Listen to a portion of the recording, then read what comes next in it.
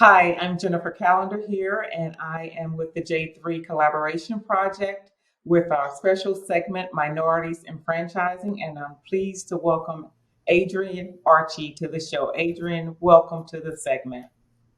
Awesome. Thank you, Jennifer. Thanks for having me. It's a pleasure. You were actually one of the first people I met when I went down this rabbit hole of franchising. Right. It's great to kind of be full circle right now and actually kind of be real. Yeah. So thank you for having me. Yeah, my pleasure. Absolutely. So we're going to just dive right in, Adrian, because I know the brand and I want to share the brand with everyone. So let's talk about what was the journey. Well, first of all, what is Pet in Mind? Yeah. So pet in mind is exactly how it sounds. I grew up with pets all my life. I wanted to be a veterinarian. Didn't do it. Started pre-vet in college and switched my major. But pets have always been a major part of my life growing up and my adulthood. Just responsibility, empathy, love, being able to understand and feel something outside of yourself. So when I created Pet in Mind, that was what it's based on, that pets should always be right there with us. Now, the company itself, we're based on nutrition, the highest quality products that you can find out there for your dog and cat, and we look to support people through the life of the pet. So from puppy kitten to adult cat to adult dog, senior dog. That's the goal, and we offer the best quality stuff. We personalize our approach so that you or whoever as a pet parent can come in and really get what they need in their animals' nutrition and their hygiene. The hygiene portion of our business is the washing, nail cutting, ear cleaning, teeth brushing, just the things that complement nutrition and really build wellness. And we created a franchise model around that going into our 6th year that basically is small box is what we're calling ourselves. So we have a small box franchise concept, and basically what that means is small payroll, where our inventory is curated. We know exactly what people need, and it makes it simple for a new business owner that we're looking to bring more people into the pet industry. It's an industry that's always growing. So that's the premise of our company. We want to make sure that the relationship between pet and pet parent is healthy, and that we can support business owners in an industry that's always healthy as well. That's right. And then, so you also have a strong educational component to your businesses. Is that right? Yes, so education is a good word. We also call it well, that's the personalization part of it, right? What we understand is that nutrition is the biggest part of a pet's life, but it's really no great resource out there. Vets are not focused on that as much simply because they're busy with all the other aspects of the animal's health. So nutrition and innovation is there, and that's what people really need help with. And that's what we approach. So we're empowering just as much as we're educating. We want people to understand why when they meet us, but the goal is that they start to assimilate to their own knowledge and can start to tell their friends and bring everybody else and as well. So that's the goal. And then talk to us about the models. What are the different models for Pet in Mind? Sure. That's the beauty of the small box, right? We're obviously playing on the whole big box craze that we've seen over the last 20 years or so. But when we look at pet parents and pet parent versus pet owner, sure, they can be the same person. If they meet us as a pet owner, we look to bring them to be a pet parent. But the goal there is a modular business that's easy for an entrepreneur to approach as well as customers. So sure, we can, if you look at the current model that I created, that I've grown to this point, it's an omni-channel approach. So you can buy online, you can have it shipped, we can deliver it to you, you can pick it up curbside, you can shop in the store. So that's what the Pet in Mind modular options of our small box concept are, is that you can focus simply on retail. We recommend to have a service portion there because it's a subscription you can attach to it and really do some cool things there to create loyalty and really touch every part of the people's life. So the goal is to have that retail footing. Mhm.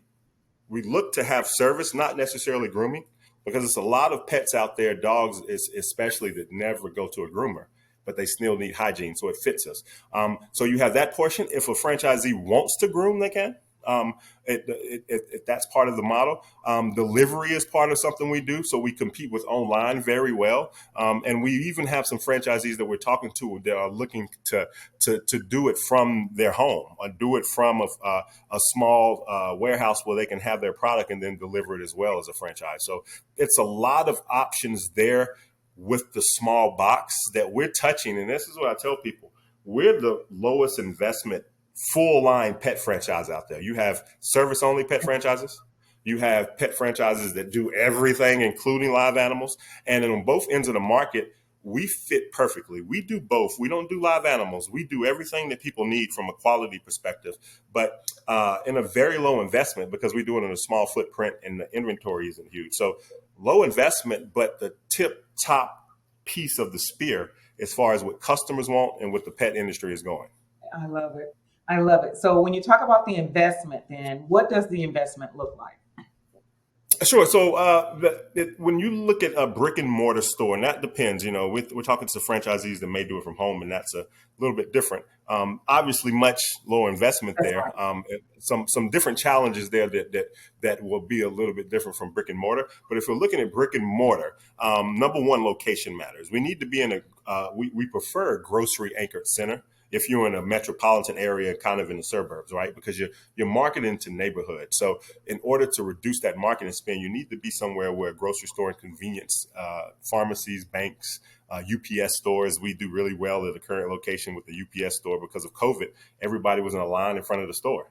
So we literally got people coming in simply because they were in line for an hour. It was beautiful. So in a grocery anchored center, if you're in the suburbs. Now, if you're in a downtown area where you have a lot of condos, a lot of walkable distances, then you don't necessarily have to be in a grocery anchored center. You do want to be somewhere where you're close to, a good sizable amount of condo buildings and have that dog wash portion. Mm-hmm. And that service attracts people because you don't really want to wash my Doberman over there in the shower. Right. So having a dog wash there makes a lot of sense in attracting customers and allowing them to do what they need. And then also allowing the space. So from the investment perspective, it depends on where you are. The downtown area is probably going to be a little higher. So the investment would be $250, $275 all in. That's with the franchise fee. That's with everything. And I talk to a lot of people because we're attracting people that are new to obviously franchising and new to business ownership. When you look at the expenses, the biggest part of it is going to be your inventory or rent. The only thing you're giving me as a franchisor or friend is that franchise fee. Outside of that, the investment goes to getting your business up and running and being successful. So $250 all in more of a downtown area. A grocery anchored center, depending on if it's a Publix or a higher end Whole Foods, the rent's going to be a bit different. But you're still at about the $225 range all in a grocery anchored center. But location matters a lot. That's right. And it varies too with the market and how things are going up and down. But you're about, I'll top in $250. Okay. And then what does the royalties look like? Sure. So we're pretty, and again, I wanted this to be simple. I'm not, and I don't say this lightly. I'm not money driven, Jennifer. Right? I mean, so people say, "Oh, you're franchising and the money's rolling in." Well, first of all, it's not that simple. Number one. Number two, I'm emerging, so we're growing, and the goal for me is to democratize the pet industry. Mm-hmm. I'm part of I'm a Leap. I'm a portfolio company for them, and that's their goal, is to democratize the pet industry from innovation perspective and a socioeconomic perspective. The biggest opportunity in the pet industry is minorities from a business perspective and an ownership perspective, right? So I want to attract not just minorities. This is an everyday business that everybody can do and afford. But the goal there is that most people can come do it, and that's what we created. So it's not really the aspect that we have something that people can't do. That's the goal, is we're attracting people that are new to this and we're holding their hand to get to where they need to be. And that's really what we're looking to do. Nice. And did I ask your question again? Because I think I missed it.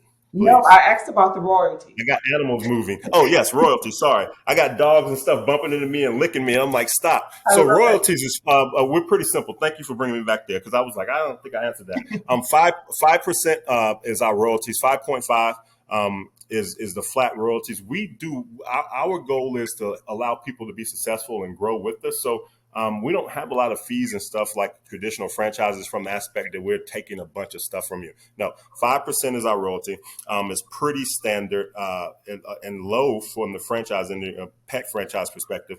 And then from there, the franchisee has to market. And that's an expense that we expect them to have, but it's only 1% of their revenue. So our royalties are low because we're not distributing or doing anything like that at this point. We do have some product ideas coming, but the royalties are number one, so we can operate and support them. But that's really what we're doing at this point, so that normal, regular people can come and be successful with what we're doing. Yes. And then I love that. When you want to paint the picture about what this opportunity is for folks, what's the value on the pet industry? What is that number right now that you're tapping into? Sure. So when you look at the pet industry, we're going through just societally with COVID and the recessions and all these things happening. The pet industry grows, and it's not because we're like heartless people over here and we're raising our prices. No, pets mean a lot mentally and emotionally to people, and I think COVID really showed people that, right? So that trend isn't going to end. The projections just from a United States revenue perspective, sorry, that's my chihuahua, That's okay. is supposed to triple by 2027. So it eclipsed $100 billion in revenue, sorry, in 2021 during COVID, actually. Right after COVID. This year, we're going to be north of that. And by 2027, it's supposed to triple Wow. in size. And that's just in the United States. So when you look at really where we play, pet and mind, nutrition, accessories and supplies, as well as we have the service portion and delivery portion of our business. So we play in the largest part of the market, which is nutrition. It's like a little bit over 40%, 46% of the market, I believe, is nutrition, people feeding their pets. So we play there. The innovation is happening there. That's what really, when you look at pet wellness, it's been a pet vet model, and the vet is great, but it hasn't been wellness included in that, Mm. right? So that's what we see growing. So pet insurance in the United States is highly underpenetrated. That's something that we're looking to start to do. So it's a lot of ways we can go because we're modular and we're small and we can put things here and put things there. But the pet industry, the beauty of it, when you look at it from a business ownership perspective, is the risk is not really the same as another business, simply because when things get bad, the pet industry picks up. And that's why we're here to support people in their success so they don't make the same mistakes we did and they can really get started fast. Yeah. Yeah. And then when you look at, so that's the opportunity. And when you look at the Mhm, ideal candidate for the business, mhm. what does your avatar look like? Share with us. Sure. Paint that. Yeah, so I always make sure I point this out. I came from a medical device sales and marketing background. So played a little bit of football out of college. I'm 42 years old, just turned in July. Played a little bit of football, and I came from that background. So I was in corporate America when I decided to jump ship back in 2014 and start this.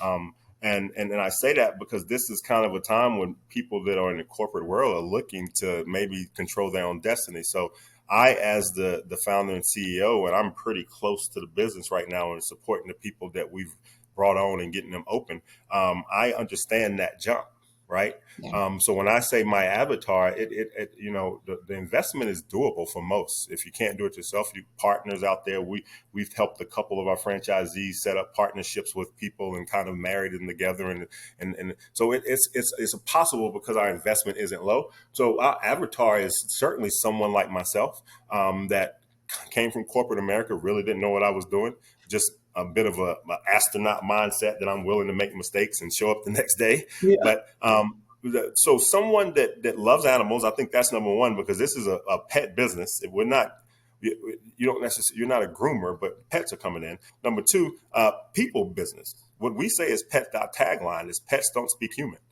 So Mm. we translate, right? And it's the truth. When you look at a pet, it's really most people's child these days. They're humanizing them, That's right? right. So the avatar is you need to love pets and you definitely need to be a people person. But the beauty of this model is I'm kind of a semi-absentee owner as I grow this franchise. I have a manager in my location. She runs the business. She's an expert at that and does well. So this is definitely a business that can be semi-absent. You don't have to necessarily leave your job. But the avatar is someone that likes people. So if you, as the franchisee, are not a people person, you need a manager that is. Because you're talking to people, they want help, they want answers, they have questions, and then too, somebody that's it's not really an age in there, right? Mhm. This is pets, and the beauty of this business, and then I'll shut up for your next question, is that it's something that you can hand off. Pets, people, the kid whose children doesn't love pets, so you have a family business that you can hand down. If then I'm not knocking other franchise concepts and industries, but this is a place that can easily be handed off to each generation. And because it's a small box, it can be scalable. So if you're not a person like I was a corporate sales rep talking to neurosurgeons and standing in surgery. I had no idea how to run a business. I learned the hard way. So the novice can come here and succeed because that's me and I've done it and I can help you do that. But the old school, the successful entrepreneur that's looking for territories and scaling really fast, that's available as well because we're doing what people want in a very simple model that can easily be planted and put good leadership in place, and you really do well with it. That's the goal. Love it. And then what about the staffing? Sure. So payroll, you need a manager there if you're going to be absentee. Now, it's a great business to run if you're looking to retire and do something and still be out and about. It's not tough. It's not a lot of heavy lifting. We do have some inventory, but you're talking to people and enjoying yourself. As far as the payroll, you need a leader there if you're not going to be there, right? And I still recommend having a manager even if you're there because it's a retail business and it has a lot of components. So after that, we have a couple part-timers that help us, so my manager is not living in the store completely. We deliver stuff, so somebody has to do that. We have the self-washing portion of the hygiene business. The customer does have the option for us to do it for them. So you would need somebody to come in on those type of days, but that's scheduled if they're coming in on an appointment. So it's really a manager, a good leader. If you're not going to be there every single moment of the day, and obviously you don't really want to buy a job, so I recommend that. And then two, a couple part-timers, maybe a full-timer in there, depending on your growth and what your expenses look like. But it's not a tough, you don't have 20, 30 people on your payroll. So even when a recession does come, we didn't close. And COVID came, we didn't close, Jennifer. We were essential because we have nutrition, right? You have a lot of service businesses out there, even in the pet industry, that closed. But because we have food, we're a grocery store, so we remain open. But even still, my employees, I had two part-timers, three at the time back in COVID. We were 3, 4, almost 4 years old then. They didn't want to work. Right. So, but I was open, and why would I not be open? I'm open. So I was able to run it. Our customers, we do a very good job of communicating with them and keeping in touch. So I just cut my hours to 3 days a week and Saturday, and we didn't miss a beat. Right. So when you have that small footprint and that small payroll already, it's very easy to pivot and do things that keep your business viable no matter what's going on. And I think that's important because that, to me, Adrian, is a huge differentiator between you and other brands in this industry, that you are, recession proof, recession resistance. I don't know what term you would leverage, but in my mind, that's what I would go with it. Sure. Well, I agreed. I totally agree with your wording there because I don't know if anything is foolproof, That's right? right. It's still a business and you have to run it right, and expenses can easily get out of hand if you're not watching them correctly. So it's definitely a lot less margin of error, right? Number one, I made the mistakes, and I tell people all the time, and some of the talks I do when people ask me questions is you're really buying my mistakes. There's not many franchise companies out there anymore that the founder is right here because I grew it and I learned it and I made a ton of mistakes that fits me that I can come support and make sure you don't make those mistakes. But from that aspect, you have an industry that is not going anywhere. As a matter of fact, more investors are coming this way. And then two, you have a business that it's there no matter what, and it grows. So yeah, I mean, when you look at margin of error, franchising takes that down already, right? And then when you look at the pet industry, you're even further down in the risk. And then when you look at a business at ours, it's at the tip of the spear of all the innovation, and we're personalizing things for people. They love what we do. We're a community business, easily scalable. And your founder is here to really coach, and that's my passion. Not retail, actually, is really people. I like to see people win and be a part of it. The margin of error here isn't zero, but my God, it's not high either. Yeah. So that's what we're excited about. It's called risk mitigation. I love it. I love it. Sure. And then with your products, you have so you have a large number and variety of products. What does it look like from a supply chain? Any, what does those third party partners look like for Pet in Mind? Yeah, great question. So primarily, we the products in the pet specialty industry is what we are. We're not big box, so we're kind of in a different distribution channel than them. When you have distributors that service pet specialty stores, and they tend to carry the higher end product lines, and not higher end, but better quality product lines. So that the supply chain from that aspect, with just being an emerging franchise, we don't do our own distribution, which helps us keep our fees low. We have distributors that we have history with, that franchisees will immediately tap into our pricing and to our reputation and to the things we built, the infrastructure we built. You do have a lot of mom and pops out there in the pet industry that are developing products on their own. We do a ton of research, and that's another benefit of coming this way is the storytelling is not lying, but telling the story so people can understand it is a strength. And that's the real proprietary piece of what we're doing. It allows us to, the distributors bring our stuff. We always are researching the trends on the market and who's next and what's happening. So we always have the innovative stuff on our shelves that we can help you use the correct way, but we're also developing products. I'm actually in the process of bringing on a franchisee for the corporate location, so I can focus more on growing the franchise portion of the business and doing what I'm really passionate about, but also being at the ground level this long and coming from the medical device industry where I did marketing as well. And marketing in the medical device is very product development oriented. Yeah. You're working with doctors and creating new stuff for surgery. I have that product development background. So I know what customers need because I've been at the ground level for years, just thinking about it at a higher level. So it's products that we're working on along with one of our investment partners, Leap, as well as a cool app that really is, I think, going to revolutionize not just what we're doing, but nobody else in the industry is doing it. And I know that because I'm in the industry. And the app is called Pet Quotient, PQ.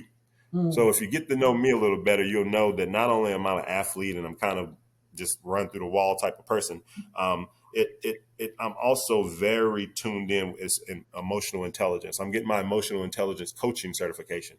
And I think I'm not perfect. It's a lot of weaknesses I have, but I'm able to walk in my strengths most of the time because I know what my weaknesses are, right? So that's a huge part of what I'm doing and why I think franchisees that are new into business will benefit working with us. But outside of that app, Pet Quotient, just plays on the IQ. Right. So you have the intelligence quotient. You have EQ, which is emotional intelligence. So PQ is Pet Quotient. How well do you know your pet?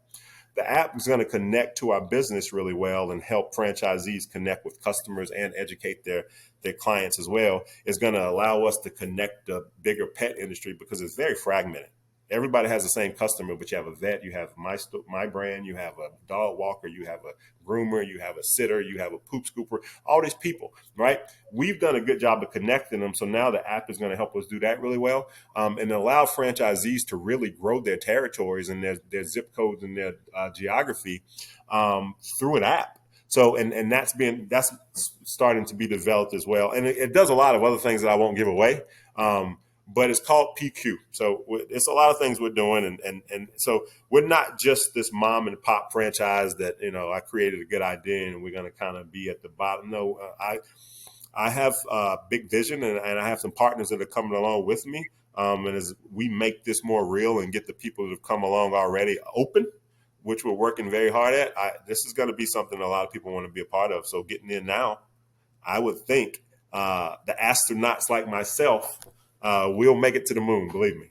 I love the innovation and I love where you're you're thinking about how to kind of bring all those services and integrate everything so you can be that true small Thank you. box operation, and I love it.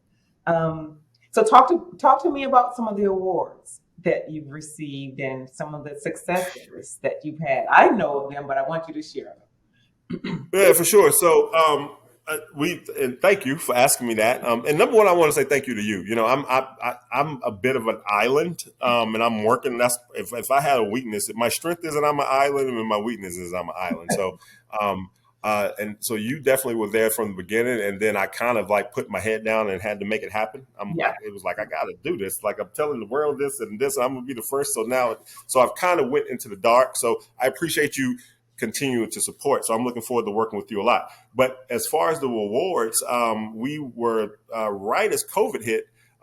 We went to a boot camp with the organization that's a partnership between Mars Pet Care, which is the biggest pet care company, as well as RGA, which is a huge marketing services firm that the Nikes and huge brands and Coca-Colas work with, and also Michelson Found Animals, which is a animal advocacy along this partner, well, part of the Michelson philanthropies that are based out in California with Dr. Michelson. They have an organization called LEAP.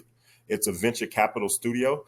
And they do a lot of educating and supporting in the pet industry. But every year, they bring in 6 to 8 companies that are their portfolio companies that they give funding to, but also really the support. You know, my funding was 2 years ago, yeah, but the support is still here. I talk to them regularly. They're instrumental in a lot of things we're doing. So that's a blessing, literally. That definitely I've had the goal of franchise, and they kind of gave it fuel. So that came at the perfect time, and we appreciate them, and we're always working to make them proud because I'm a bit of a test case for them. The investment was a bit different coming with the brick and mortar store. I'm not just doing this myself. I have to make this make sense so that other people can benefit from the same things I have. Another that we recently gotten, we were selected as the South Florida Independent Retailer of the Year. So that's Broward, Palm Beach, and Dade counties. So that was really cool. Being 7 years into the journey, well, 8 years, 7 years open. That's a great reward. We're doing more speaking. We're going to the Pet Animal Innovation Awards in Boston at the beginning of December to speak about bringing customers back into the store.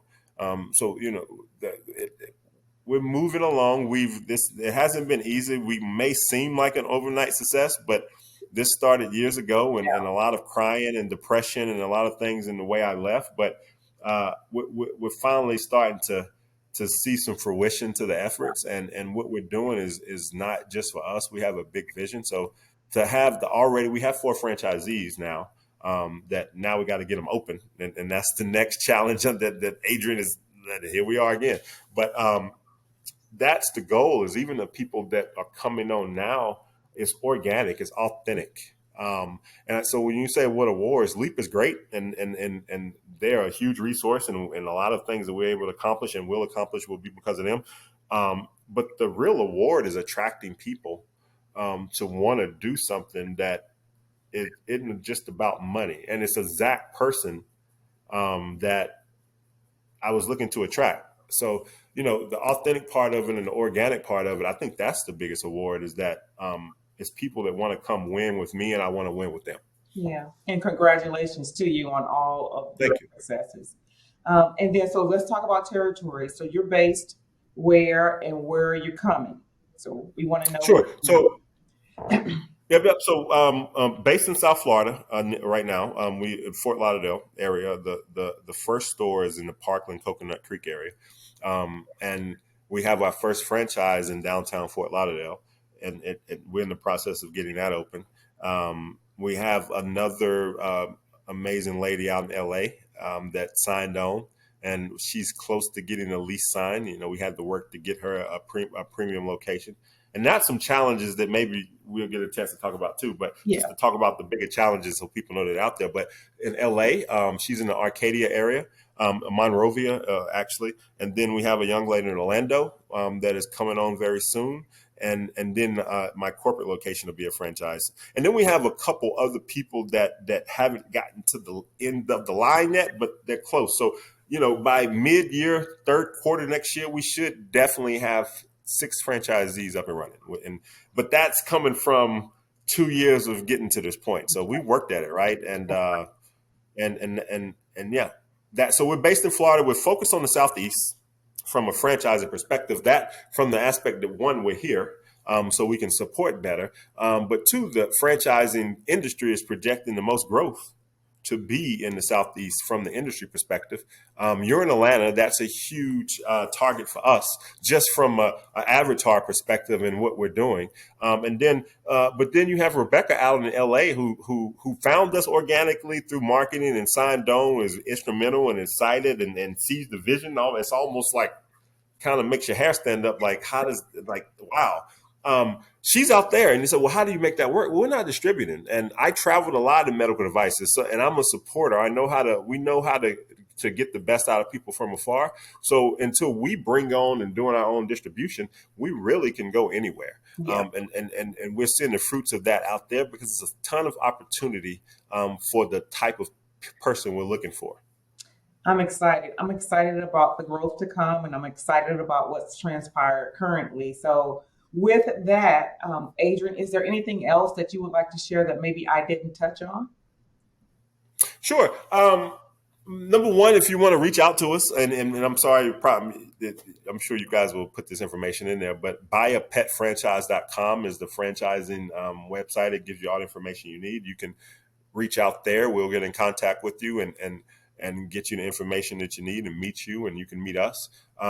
But also to understand that this is a big deal. Pets are a healer to a lot of people. And I think a lot of communities out there that are suffering, that are growing, that are figuring things out, this is an industry that pets should be a part of, I think, every family's life. It's plenty of foster care and pets out there that can be adopted if you can't necessarily afford to get one. But this is an industry that is healthy. This is an industry that will heal communities. And it's an industry that is very homogenous. And we're going to democratize that. So come around. Let's talk. Let's to see what the possibilities are. We do brick and mortar, but we also have the availability to operate from home and have a website and still address the area really easy. But this isn't a goal for me to become rich and famous. I realized long ago that my heart, the resources follow. So, and that's why I'm at with it, right? So we're not just looking for franchisees either. We need to grow as a team, right? So I'm looking for good people to come aboard. And that's kind of where I'm at now with some of my investors and doing things so we can bring aboard a solid team to support what we're doing. But I can guarantee you, in this day and age, everything's crazy, right? What we're doing here is to change all of that, right? So if you're a change maker, you love pets, you love people, and you're willing to get dirty and get down and help us grow and like to give your input. I'm not a micromanager, and I'm not a king. So I look for people right now in this stage that have heart and want to grow, whether that's a franchisee or joining us as a team. Thank you. It's an industry that allows you to do that. Thank you so much. And with that, thank you for joining us and being part of our minorities and franchising segment. And to Adrian's point, if you want to know more about Pet in Mind, reach out. I can definitely connect you with Adrian and share more information about the brand. It's a great time to get started. Very innovative, emerging brand from the ground floor. So with that, thank you. And Adrian, much success. Thank you. Thank you, Jennifer. Much success to you as well.